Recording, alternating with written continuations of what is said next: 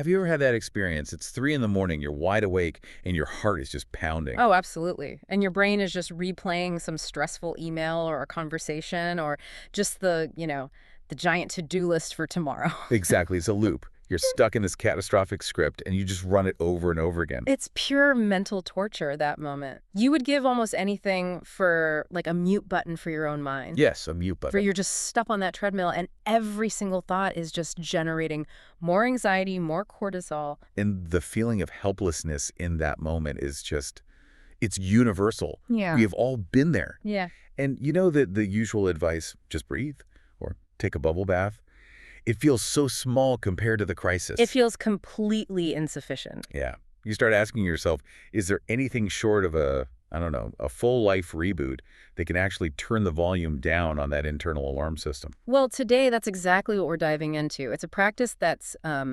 simple, it's deceptively elegant, and it often works just like that mute button. We're talking about emotional freedom technique, or EFT. Or as most people call it, just tapping. And I mean, it can look a little strange. It looks ridiculous, let's be honest. It does. It's a very straightforward practice. You're gently tapping on specific spots, meridian points on your face and your upper body, all while you're focusing on the thing that's bothering you.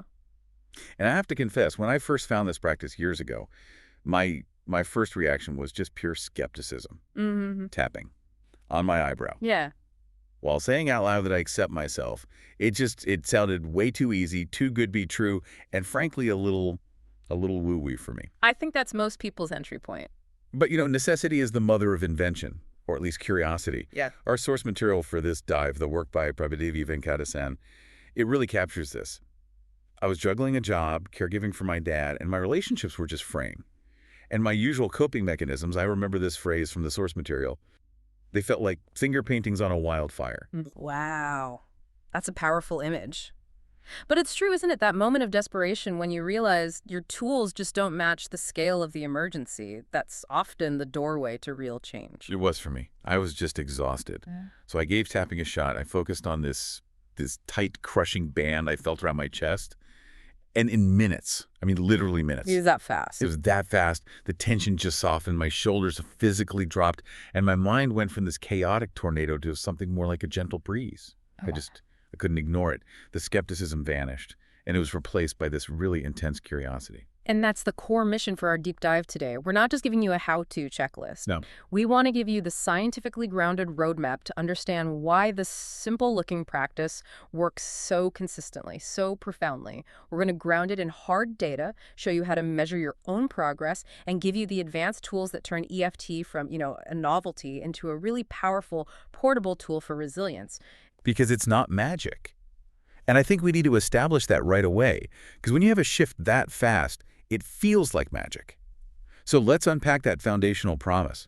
How can a simple tap override the brain's biggest alarm systems so quickly? Well, it works because it's directly interfacing with your body's built-in wiring.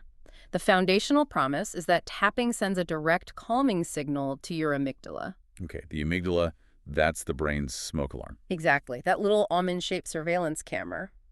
When you tap on these meridian points, you're essentially dialing down the flow of stress hormones, cortisol especially, and you're flipping your whole system from survive mode back to thrive mode. And that shift can start in just minutes. It makes tapping a remarkably powerful and immediate intervention. Okay, so let's pull back the curtain on that. Let's get into the engine room. Before we can really get how tapping turns the stress response off, we have to understand what turns it on and I guess why it gets stuck in the on position. That is the perfect starting point. So think about our ancient ancestors. They're on the savannah, they hear a rustle in the grass, their amygdala, that surveillance camera, it instantly shrieks, danger! And it doesn't wait to find out if it's a lion or just the wind. No, it can't afford to. It just screams first. And that shriek triggers the full-body, instantaneous fight-or-flight cascade. Which is brilliant for a real emergency. Your adrenaline starts pumping, your muscles get tight, blood flow moves away from, say, digestion, and goes right to your legs so you can run. Precisely. You're primed for survival. But then there's a second part of that response, the one that lasts longer. It involves something called the HPA axis. The hypothalamus, pituitary, and adrenal glands. That's it. And that system starts pouring out cortisol. And cortisol is crucial because it keeps that emergency energy flowing for minutes, maybe hours, keeping you hypervigilant until the threat is gone. The problem is, as our source material really points out, our nervous system was never designed for a never-ending saber-toothed tiger. But that's what modern life feels like, isn't it? A never-ending tiger. We're not running from a predator. We're running from debt, from passive-aggressive emails, from impossible deadlines, from the 24-hour news cycle. It's the thousand subtle pricks of modern life that never quite go away, that's the phrase. Yeah. And when that stress just persists, cortisol stays chronically elevated. And that is where the real damage starts to accumulate. You get this whole chain reaction of physiological problems, inflammation starts to climb. And you can measure this, or this isn't just a feeling. Oh, absolutely. You can measure it through markers like interleukin-6. Interleukin-6 is a key pro-inflammatory cytokine. Okay, wait, let's pause there. Interleukin-6. For someone listening, why should they care about that specific chemical? Because it's the bridge. It connects your emotional stress directly to your physical health. When cortisol is constantly high, it's signaling danger, and your immune system responds by producing inflammation. Interleukin-6 is like the measurable signature of that stress load. It means your body is constantly fighting an invisible battle. So that's why you get brain fog, why you feel worn down. Exactly. Your sleep deteriorates, your cognitive performance wobbles, because the prefrontal cortex, the part of your brain that's supposed to do all the thoughtful problem solving, the CEO part, it just can't function properly when all the survival alarms are blaring. If you've ever tried to write a thoughtful email while your chest feels tight and your mind is fuzzy, you have felt the effects of an overactive sympathetic system. Okay, so the amygdala is the shriek, cortisol is the fire hose. How on earth does tapping, this gentle percussion with your fingertips, how does that step in and negotiate with a system that thinks it's in mortal danger? It intervenes with what we call a somatic signal. It's a very effective one. When you tap on these meridian points, which are, areas rich in these energy pathways, you're engaging specific sensory receptors in your skin and fascia. Mechanoreceptors. That's them.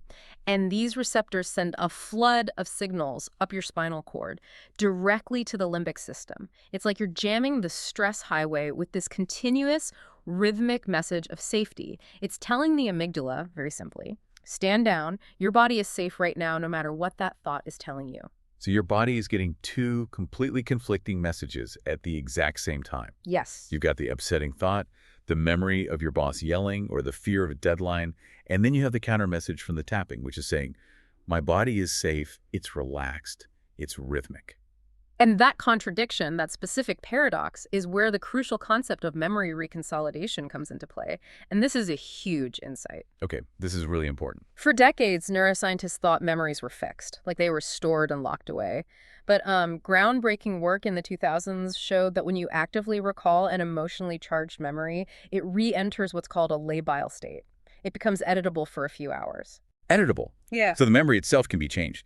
But wait, if you have to actively recall the upsetting thought, isn't there a big risk of just re-traumatizing yourself? Yeah. How do you balance that honesty with psychological safety? That's the essential question, and it's why the combination is so brilliant. EFT seems to leverage this memory window only because you are simultaneously providing a strong, undeniable physical signal of safety.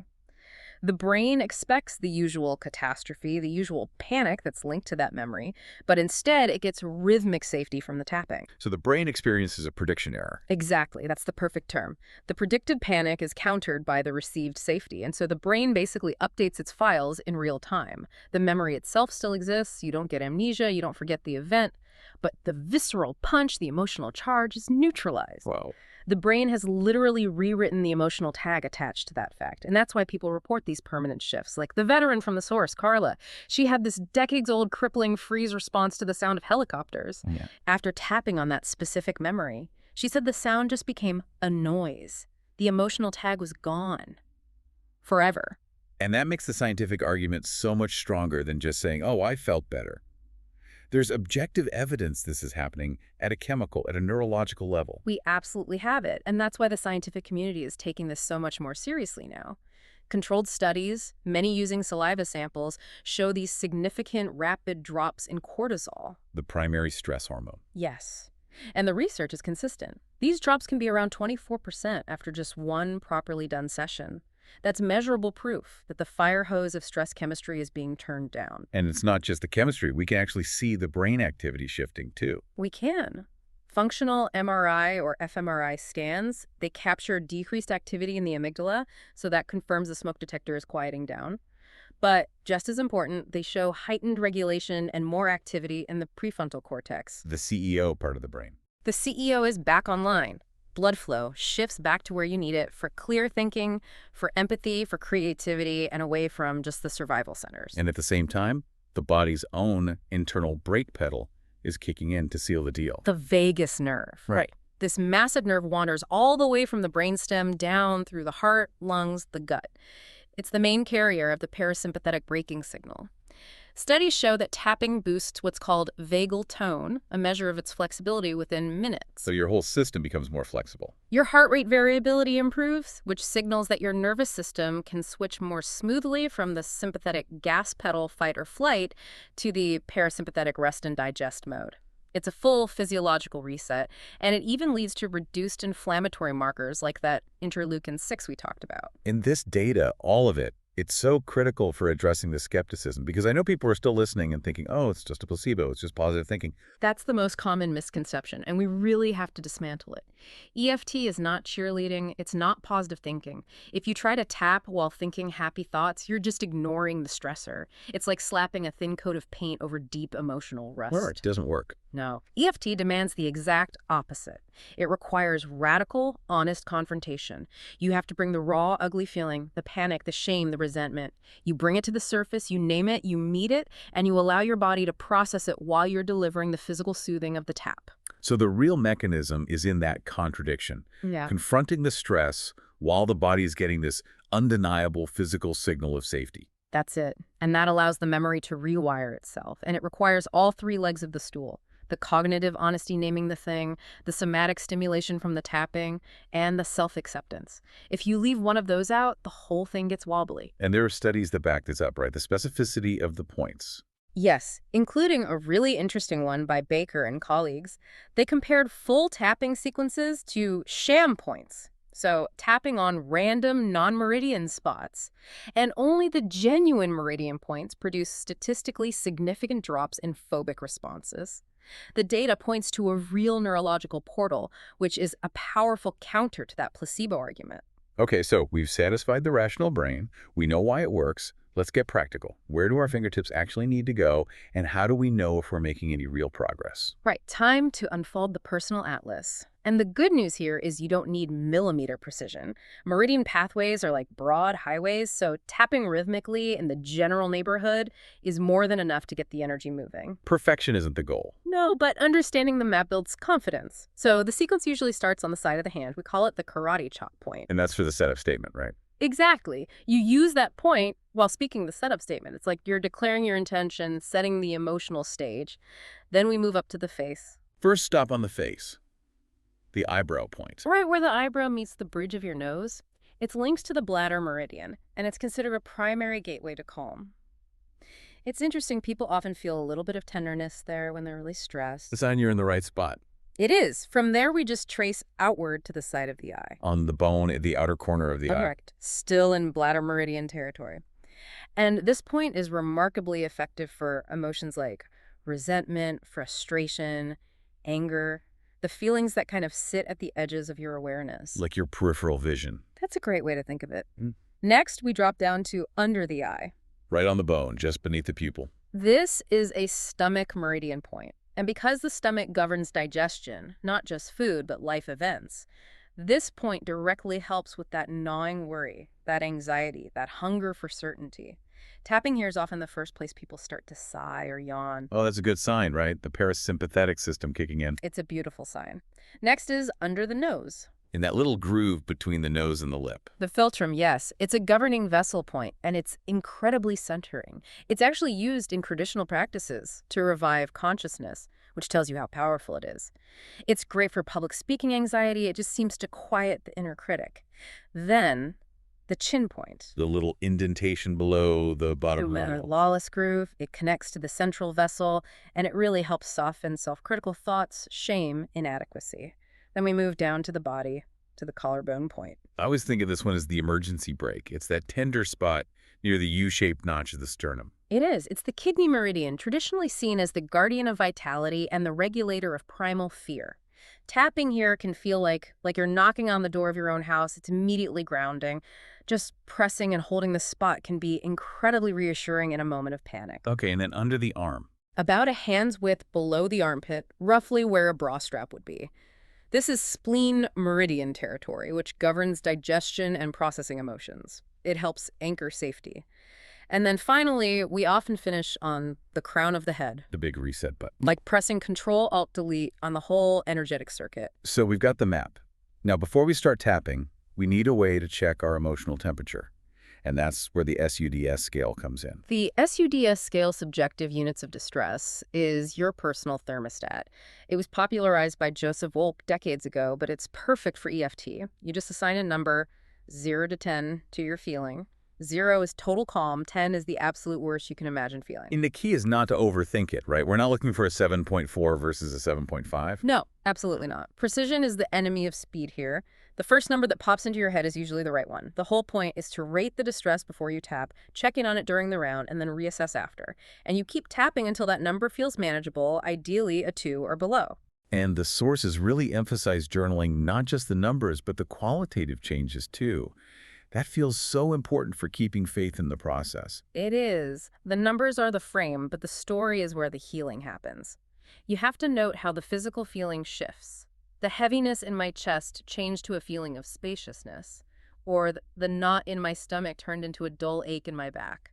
These notes prevent you from doubting your progress on days when the number drops slowly. It's your personal progress bar. Exactly. I remember the case of Maria from the source. Her journal helped her see that her worst migraines were always preceded by her highest self-criticism scores. The numbers gave her the data she needed to shift her focus from the physical pain to the emotional self-attack. Okay, map and ruler in hand. Now for the language. The tapping dialogue has 3 pillars, but let's start with the most important one, the setup statement. This is where we tell the truth, but wrap it in self-acceptance. The setup statement is the magic formula. It has to do 2 things at once. Activate the problem network and deliver the antidote. So you have to name the specific problem, like this tight, anxious knot in my stomach, and then immediately pair it with self-acceptance, like I deeply and completely accept myself. The goal is to avoid judgment. You're tapping on the anxiety, not on the idea that I'm an idiot for being anxious. Precisely. But what if that phrase, I deeply and completely accept myself, just feels like a lie? Yeah, that's a huge hurdle for people. When you're in a state of panic or shame, that can sound like forced positivity, which we already said doesn't work. It is a common hurdle, and sincerity is always more powerful than just reading a script. If the standard phrase feels fake, you have to dial it back to something you can actually believe. Like what? Well, the designer Leela in the source, she couldn't say it, so she used variations like, I'm open to the possibility that I can be okay anyway, or I choose to allow myself to breathe, even with this fear.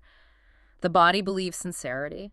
The key message the brain needs to get is, it is safe to acknowledge this terrifying feeling. Okay, so once that intention is set, we move through the points using the reminder phrase. This is the short cue, just 3 to 5 words that you repeat at each point to keep your focus locked on the problem you just activated. It keeps the spotlight on the target. And it can change mid-round, right? Oh, it often does. Yeah. You might start tapping on a physical anxiety, and then suddenly this flash of rage or deep sadness comes up. You just switch the reminder phrase immediately. It might go from this exploding chest to fear of freezing or this sudden anger. We have that great story about Sam, the executive, who was terrified of a presentation. Yes, and he was struggling because he was trying to tap on aspirational phrases like, I will be confident, or I choose to be calm. But his body was in full-blown fight or flight. His fear was physical, not philosophical. It wasn't buying it. Not at all. It was only when he switched to tapping on the raw, undeniable truth, my body is freaking out, this heavy dread in my gut, that the energy finally started to move and his amygdala could stand down. The reminder phrase has to be honest. Okay, so we have the full toolkit now, the science, the map, the measurement, the language. Let's aim this thing directly at the stress points in our actual lives. Starting with the big one, work and career overwhelm. Work stress is a perfect target for EFT. It's this tangle of external pressures, deadlines, politics, and all these internal stories that are constantly triggering our survival response. We can't always change the deadline, but we can absolutely change the internal story that tells us failure equals death. And so often that internal story is just perfectionism and imposter syndrome. That feeling that you're just faking it, and any minute now, you're going to be found out. Exactly. Those are the hidden engines. They're fueled by this deep fear of being exposed or falling short of some impossible standard.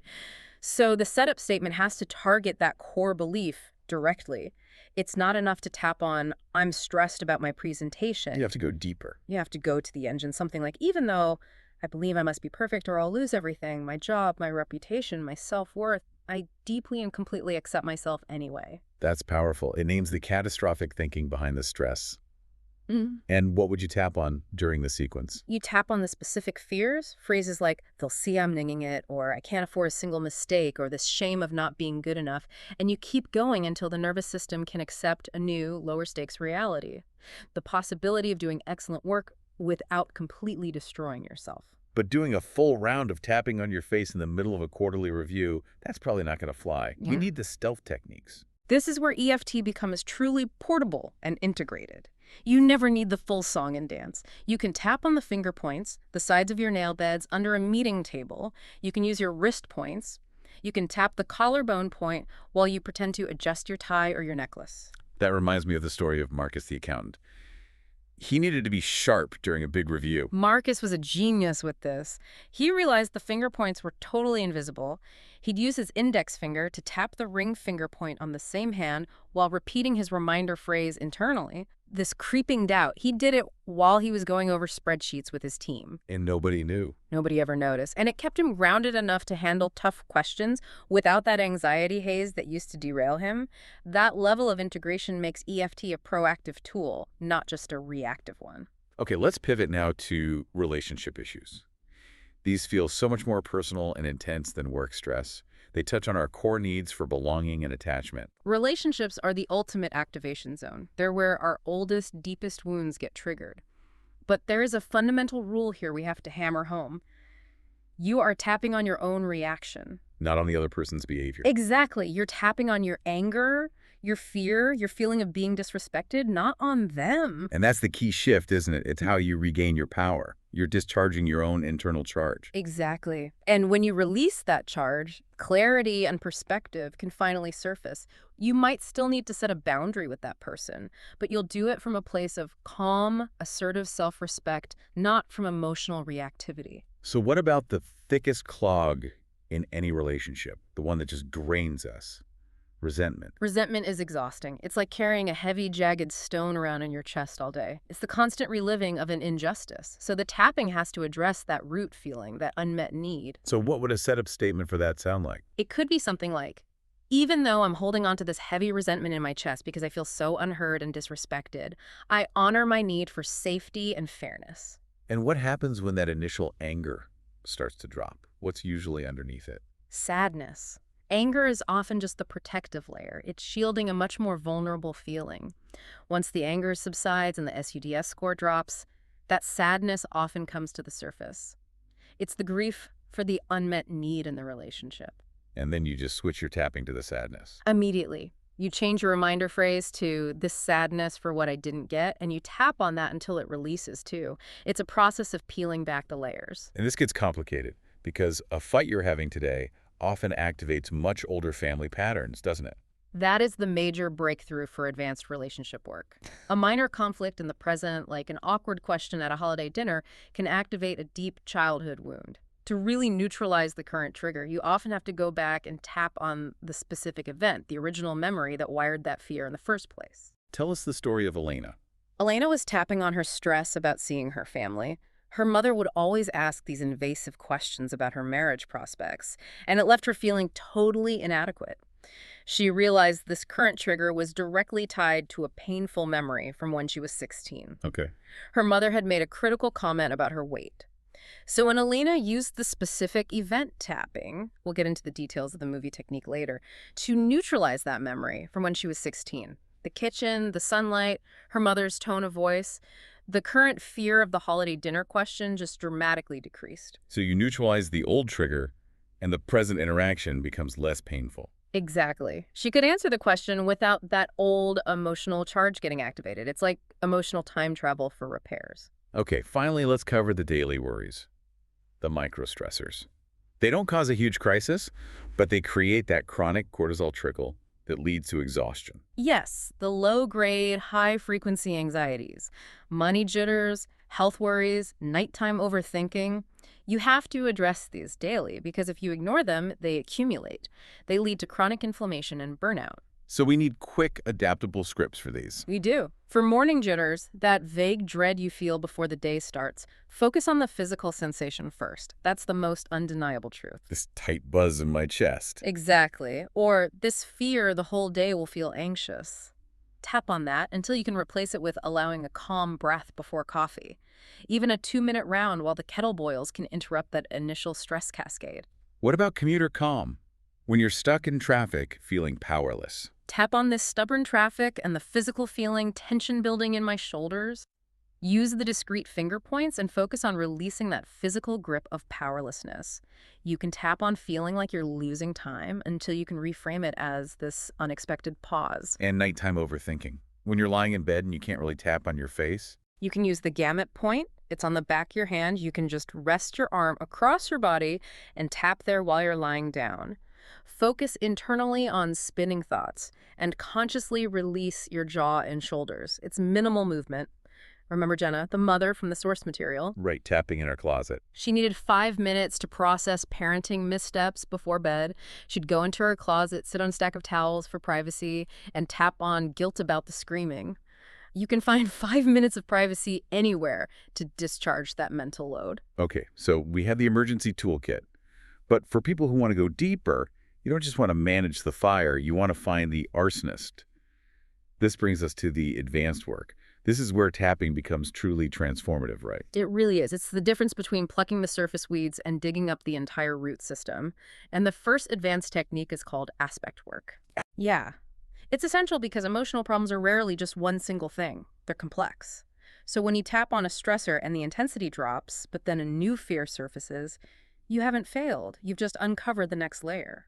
So if anxiety about a bill drops from an 8 to a 2, but now I'm afraid of my partner judging me, that's a new aspect. That's a new aspect. And the goal is to celebrate the drop on the first one and then immediately pivot to that new layer without any judgment. You're just following the emotional breadcrumbs. So you start a new round. Even though I have this new fear of being judged, I accept myself.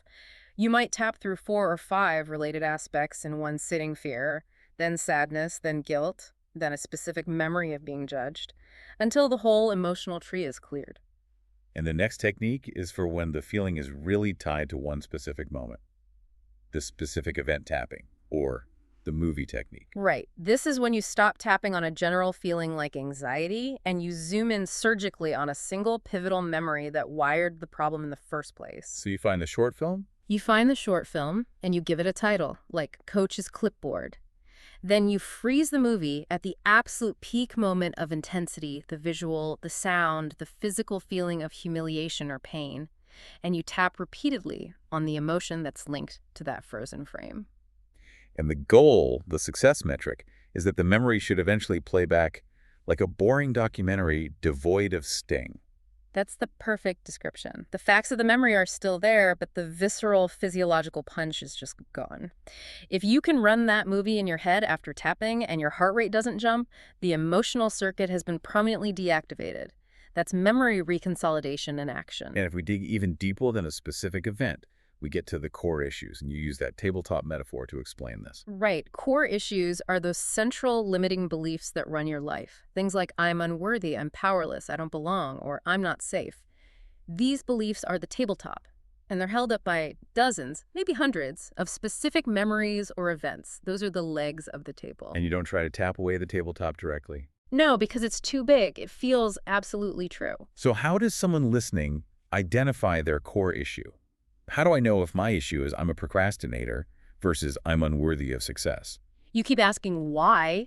If you procrastinate, why? Because I'm afraid of failing. Why are you afraid of failing? Because failure would prove I'm not good enough. The core issue is always the deepest, most foundational I am statement. And once you find that tabletop, your strategy is clear. You systematically tap away the specific legs, those vivid, charged memories that prove the belief is true, until the whole belief system just collapses from a lack of support. And this brings us to Sonia, the executive who couldn't accept praise. Sonia's core belief was, I'm unworthy of success or ease. And she realized this was held up by 3 incredibly specific legs. The memory of her father dismissing her valedictorian speech, a memory of a boss stealing her credit for a project, and a memory of a childhood friend ditching her for being too smart. So she targeted those 3 memories. She dedicated 3 weeks to neutralizing just those 3 memories using the movie technique. Once those legs were gone, the entire unworthy tabletop just lost its emotional pull. She could finally accept a compliment without physically flinching. This is profound work. Mm. But it inevitably leads to moments where you feel stuck, where tapping seems to stall. Let's talk about troubleshooting. What do you do when the SUDS score just won't budge? If that intensity is stubbornly refusing to drop, it often means the nervous system believes the tension is serving a purpose. We call this secondary gain. So holding on to the fear might feel like it's keeping you safe. Exactly, or justifying an avoidance behavior, or giving you permission to rest. The trick is to acknowledge the block and introduce permission to heal rather than fighting it. And the setup statement would sound like what? You name the block. Even though part of me thinks I need this fear to stay safe or I need this pain to avoid going back to that toxic job, I'm open to exploring new, healthier ways to be safe and set boundaries. You validate the protection mechanism. That's why Ben's chronic back pain wouldn't go away until he tapped on the metaphorical weight he was carrying. Precisely. Ben's pain was literally holding the emotional weight of his kid's heartbreak after his divorce. The pain was serving a purpose. It justified his unavailability because he was carrying this huge burden. Until he acknowledged that deeper emotional load and tapped on this weight of my kid's heartbreak, the physical pain was frozen at an 8. Part of him didn't want to let it go. And what about plateaus? Or even numbness? When you're stuck at a 5 or you just feel blank. A plateau, a number stuck at 5, is a sign you've cleared the surface stuff, but you need to probe for deeper aspects or body sensations. Ask yourself questions like, where do I feel this 5 in my body right now? Or if this 5 had a color, what would it be? And numbness. Numbness means the emotional window has slammed shut. It's a protective shutdown. And you need to use sensory details or even exaggeration to kind of crack the surface. That is exaggeration work. You tap while you repeat an exaggerated phrase, like, I feel nothing right now. I am completely, totally, absolutely blank, and I hate being blank. The irony of naming the frozen blankness often dislodges the emotional ice. The second you feel a tiny flicker of something, anger, sadness, you immediately pivot your tapping to that flicker. Finally, how do we make sure this practice sticks? How do we integrate it so it's not just for emergencies? You have to build a habit loop. You graft tapping onto your existing habits using that cue routine reward structure. Consistency trains your brain to default to ease. So use a cue you already have, opening the blinds, starting the coffee machine, logging into your computer. And use that as an anchor. Use that to anchor a short 2-minute tapping round. Linda, the project manager, she tied her tapping to the moment her coffee machine started brewing and the 2 minutes her computer took to reboot. Those little, reliable bursts of calm become non-negotiable breaks that fundamentally rewire your nervous system over time. And it doesn't have to replace other things, right? It can enhance them. It's a perfect adapter. It's an amazing pre-meditation tool. Tap for 5 minutes to clear the emotional static and mental noise, and you'll find you can go into a much deeper stillness. Or tap before yoga to release self-judgment about your flexibility. When you blend it with your established routines, it feels less like a chore and more like essential proactive maintenance. Okay, we have covered a huge amount of ground here, from the amygdala all the way to specific traumatic memories. It's time to take all of this and create a personalized EFT toolkit to make sure these skills are right there the second stress hits. Absolutely. Because stress clouds your memory. Logic goes out the window. A toolkit eliminates all the guesswork. You need visible, tangible proof of your capability right when you need it most. And we recommend separating your tools into 2 categories: rapid response and deep dive. Rapid response is for the in-the-moment crisis. Yes. This is your short, single-issue scripts, your go-to reminder phrases, maybe a little diagram of the tapping points saved as your phone's lock screen or on a laminated card in your wallet. If you suddenly get that tight throat feeling before a meeting, you need the phrase, tight throat, ease up, and the finger tapping sequence available immediately. No thinking required. And the deep dive tools are for the more advanced work. That's right. These are your audio guides of full sequences, your detailed SUDS scale tracking logs, the written scripts that target those complex core issues or family patterns we talked about.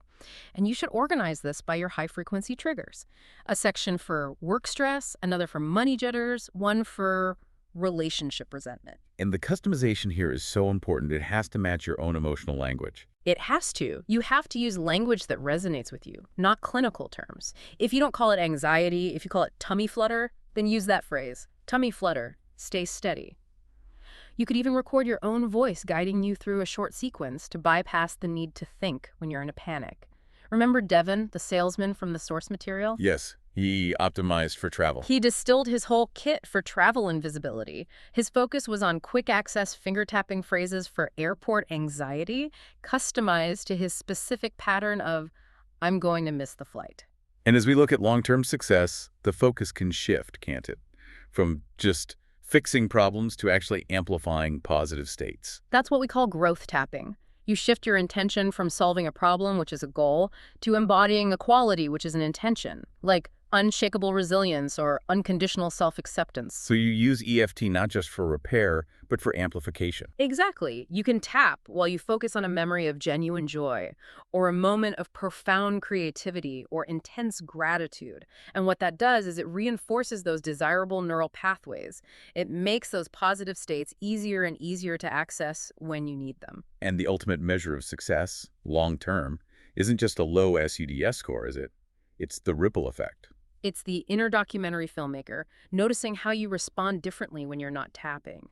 Less rehearsing of catastrophe, milder pangs of self-critique, a quicker recovery time after a conflict. The old triggers just lose their power and you start to engage with the world with more clarity and compassion. This has been such a profound deep dive into emotional freedom technique. We've given you the science, the map, the language, and the advanced strategies to go way beyond a quick fix. And the core lesson, it really is simple, but it's powerful. The power is in combining that cognitive honesty, naming the raw feeling, with physiological soothing, with the tapping. That's what allows you to quickly and permanently regulate your own nervous system.